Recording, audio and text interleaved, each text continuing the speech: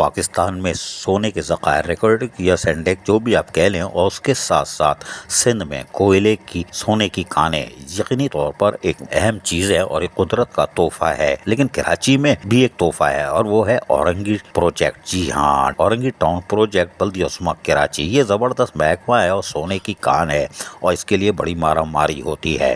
ताहम यहाँ पर कुछ हैरान कुन खबरें आ रही थी और फिर गिरफ्तारियों की भी खबरें आई और फिर एक हाजी जमील जिया जो औरंगी टाउन के चेयरमैन हैं, उन्होंने भी एक वीडियो बयान जारी किया था और तहलका मचाया था।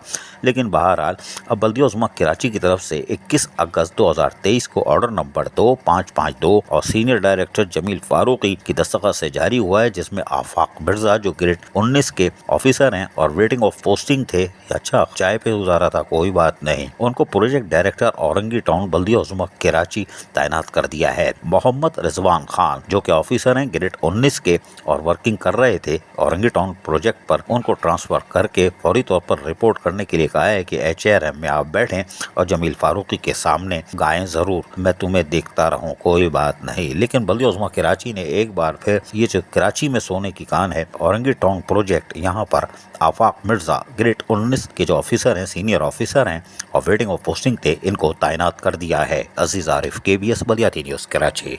ऐसी ही खूबसूरत वीडियोस फ्यूचर में हासिल करने के लिए रेड बटन पर क्लिक करके और बेल आइकॉन को प्रेस करके हम सबके सब्सक्राइबर बनना मत भूलिए।